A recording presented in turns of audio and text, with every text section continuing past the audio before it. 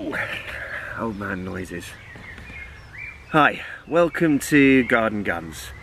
This is a continuation in my talk about the benefits of buying a new or a used air gun. If there's a plus point of buying, say, used over new or new over used, and what those points are. And to that end, today I'm here to talk about this beauty. This is my Daystate Huntsman Regal. It was bought brand new back in December 2018 from Field and Country up in Sleaford. If you're in that area, I think it's sort of Grantham, Newark, it's sort of probably the geographical area for that, you know, their reach, or at least out to my side anyway. Definitely worth going and checking that shop out. They're a nice bunch of lads, they've got great stock, and I believe they've even got their own little airgun club on a separate premises somewhere at the moment. So club that's supported by a shop, or a shop that's supported by a club. Anyway, if you're in the area, definitely worth checking them out if you haven't already done so. But anyway, back to the rifle. I got this from them back in 2018. Bought brand new, full retail price. I think it was $8.75 plus the 60 odd pounds for the Mark 6 reflex silencer. Might have been a bit more, but you know, a couple of years ago, I can't remember the exact numbers. When I got the rifle, I was obviously over the moon. I'd always wanted a Regal. But there was one major issue I had with it, and that was with the cocking cycle. I found it remarkably stiff. My little lad, who was 11 at the time, he couldn't manage it, and my wife struggled with it as well. I spoke to Daystate, and they did say, oh, you know, 500 shots, it'll loosen up. It actually took, you know, a couple of thousand in there before it really started to come good. And now it's pretty decent. Not quite as silky smooth as I would have wanted, but it's more than adequate. I don't find it off-putting. I certainly don't have the issues that I was having, where if I had any sideways pressure on the bolts, it wouldn't latch up onto the hammer, or if on occasion you would index or cycle, you'd cycle the bolt, the magazine would index. You wouldn't realise that the bolt hadn't quite caught on, so you would you know, push the probe home, load a pellet into the chamber, pull the trigger, and nothing would happen, and then you'd have the rigmarole of having to cycle the action again, pull the magazine out, rechamber, and shoot the one shot out, and then put the bolt back in, you know, put the magazine back in, which, you know, it's a bit of a pain to do that, especially wasn't really what I was hoping for from my my beautiful brand new Huntsman. But anyway, as I've said, I've shot probably, I mean, there must be 4,000 to 5,000 pellets through this now, and you know, I have very little trouble with the action. I can't remember the last time I double loaded it. You know, the bolt pretty much catches the hammer every single time now. Having said that, the one issue I now have is that the magazine doesn't seem to be indexing properly.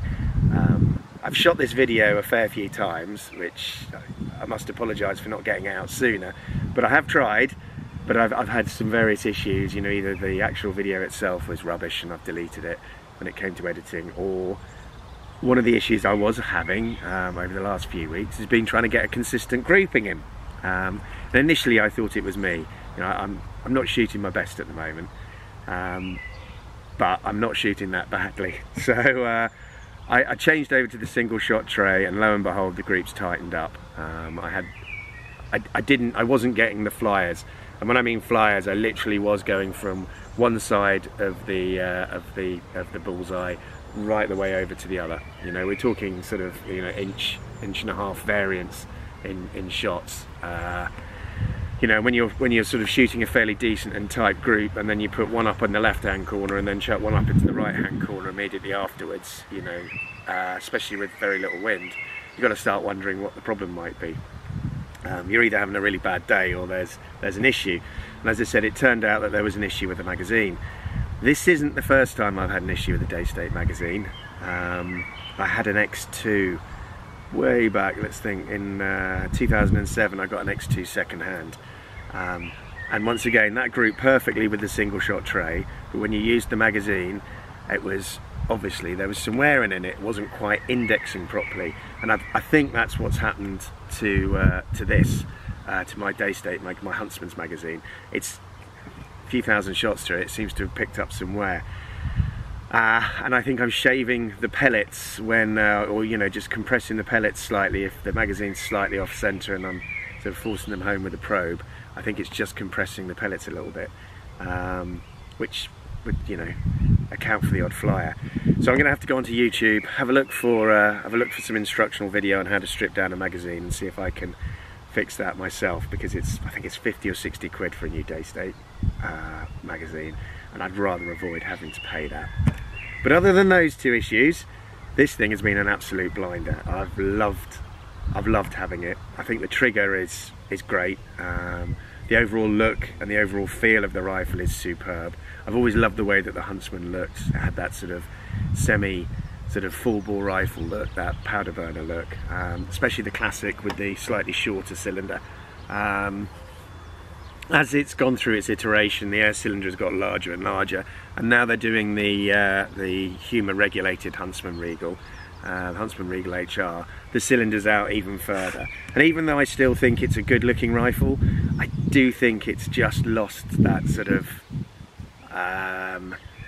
it's just lost its edge in terms of look. I think the Regal is stunning, but it looks a little bit like an air rifle, whereas the well, it looks a lot like an air rifle, but it looks slightly like a full bore proper firearm. Whereas the classic definitely had that look and feel about it. What else?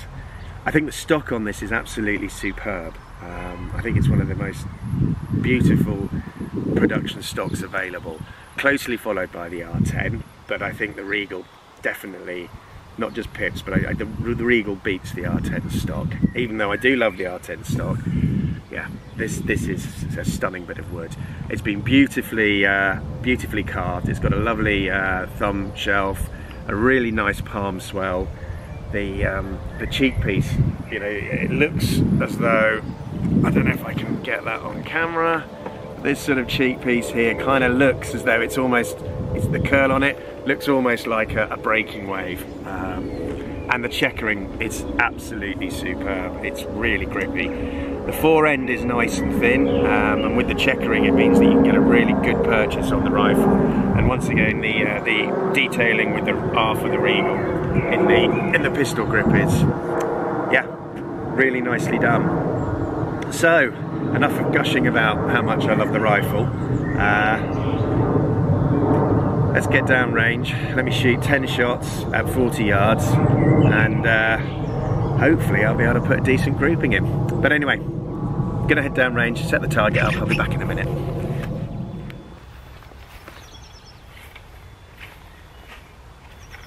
Right, so here we go.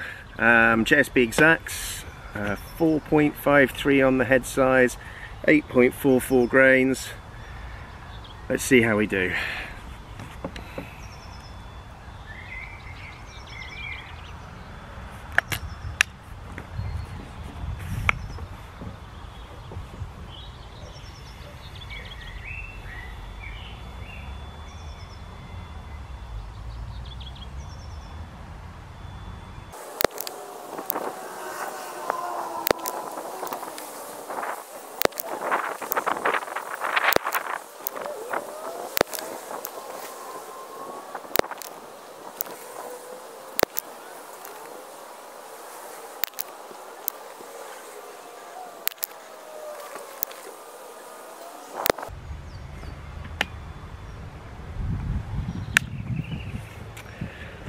Right, there we have it.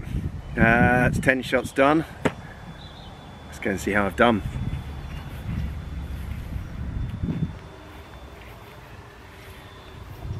Right, so how have we done?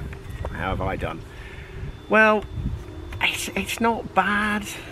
As I say, I'm not shooting my best at the moment.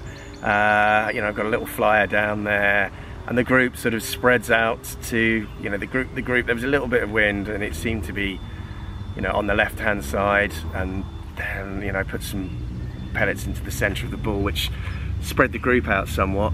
It's still roughly thumbnail sized, you know, 10-piece sized, but I know that this rifle at 40 yards is capable of doing a 5-piece sized group. So when I do my bit, you know, this rifle is, yeah, it's really accurate.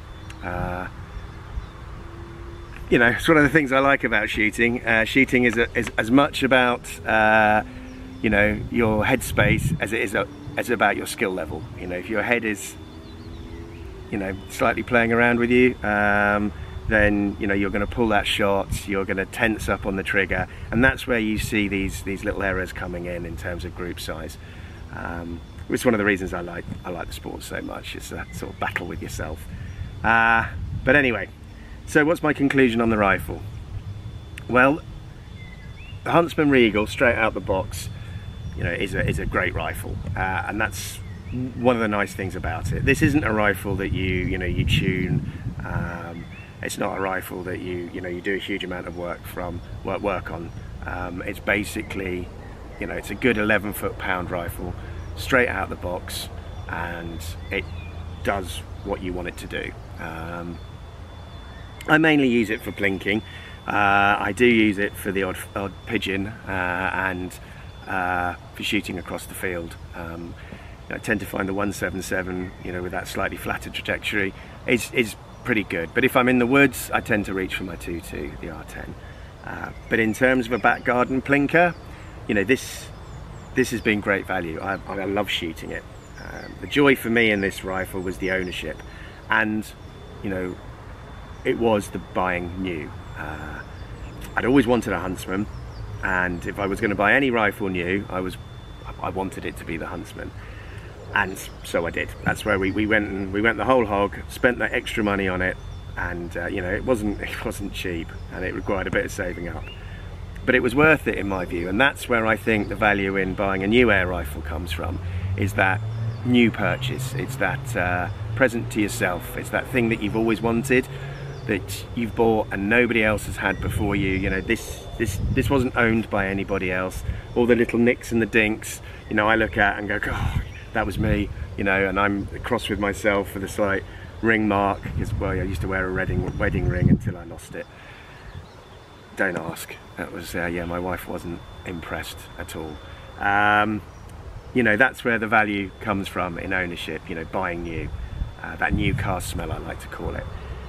Second hand, well, I mean, the R10, even after all the money I spent, the R10 was still a good 250 pounds less than the cost of the Huntsman brand new.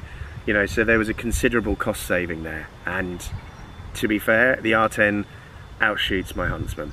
The R10 is a better rifle, but it's had quite a lot of work done to it. You know, before I bought it, it had already had the regulator replaced. The Mark 1 was notoriously, early Mark 1s especially, were notoriously bad for the regulator going. So that was done before I got my hands on it. And then I paid Phil at Ratworks to rebuild the shroud and do a full Ratworks tune on it and service. And that thing's an absolute laser beam. Yeah, I think it outperforms the Huntsman. Which one gives me more joy to shoot?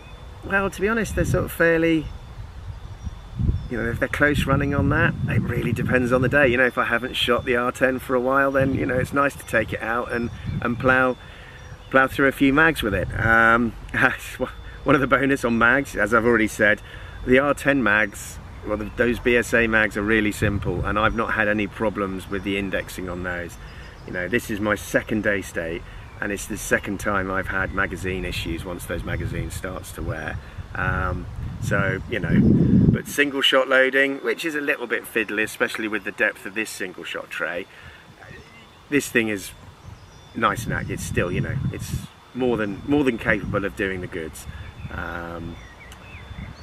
So overall, in conclusion, if you want that, if you need that pound to go further, then definitely go and make a sensible second-hand purchase, and try and factor in some money that, you know, should you have to, you know, get it serviced or get it tuned afterwards, then you've got the money in the budget to be able to do that. you know, that'll give you peace of mind, and you know, undoubtedly it'll give you an air rifle that performs as good, if not better, than it performed when it was fresh out the box. You know, if you want something that you know, if you've got the money and you want something, you want that new purchase, you want the joy of that first time ownership, then you know, yeah, that feeling I don't think can be beat. But you pay for it. You know, it's that, once again, as like I say, it's that new car smell. You know, that second-hand 3-year-old car that's done its depreciation, or the worst of it, you know, is a definite better buy than that one brand new off the forecourt. But you know, it's not a brand new car. So, and the same, I think, the same sort of mentality goes with air rifles. I think on that point, I'll say the winner in this test for me has been my R10. You know, I would take the R10 over the Huntsman most of the time if I'm going out into the field, short of literally shooting out over open field, in which case then it's a caliber thing. And I think the 177 caliber on a relatively still day just has the legs in terms of distance over the 2.2. You've got that loopy 2.2 trajectory, but in, say, in the woods, or shooting in the copse, going after squirrels, or you know, shooting pigeons in the wood, you know, I'll take my 2.2. Rats out to 30, 40 yards, I'll take the 2.2 just for that extra hitting power. In terms of the second-hand bit, well, you can get a Huntsman. I mean, I think Huntsmans now, you know, anywhere from $575 to sort of $675 for a really well sorted one. You know, the Huntsman, the Regal, I don't think there's an air rifle that looks like it, or you know, basically handles like it out there on the market. If you can get a good Huntsman, I would say, yeah, definitely go and try and get a decent one second hand. Hopefully you won't have to pay for any servicing issues. You know, they should be good straight out the box. They are, as far as I know, they are a very reliable rifle. Other than the issues I've had with the magazine and the cocking cycle, this has been absolutely top-notch straight out the box. You know, coming to its 3rd year of ownership, and I've had no problems. Touch wood, literally. Would I buy a Huntsman Regal humour regulated brand new? Probably not. I don't think so. I wanted the classic look, which I got. Do I think you need a regulator on a Huntsman in the UK? Not for 12 foot-pounds. I think the Harper slingshot mechanism on this is more than adequate at sort of regulating the shots. I get good consistency out of this rifle without a regulator. If you're looking at 12 foot-pounds plus, that's where I think the genius of the regulator comes in on this rifle. You know, to make the small amount of real estate you've got on the cylinder go that little bit further. Those regulated, more powerful 30 foot-pound plus shots, yeah, that regulator's definitely going to be worthwhile then. So for those guys outside of the UK that can have, you know, high-powered air rifles, yeah, the humour regulated one is definitely worth looking at second hand. In the UK, would I pay extra for the regulator? No, I'd try and go for a good Regal, and if I could, I'd get a, you know, I'd quite like to get a classic and a 2.2, just because I like the way that the classic looks, and I'd like to see how it compares to the Regal. So but anyway, I think that's enough of me prattling away. I'm going to call it quits on this video. Hopefully this will actually go out this time. I've had endless amounts of trouble shooting this. I think I've been trying to do it since mid-March, so hopefully I will get this one done and dusted, and I'll put it up relatively soon. In the meantime, thanks for watching. Keep an eye out for my next video. I'm not quite sure what that will be. I might be doing one on an MPO2 versus an Ultra, or I might have another video coming up with basically a small guide for the new air gunner on how to zero. But until then, once again, thanks for watching. I look forward to the next video, and stay safe until then. All the best.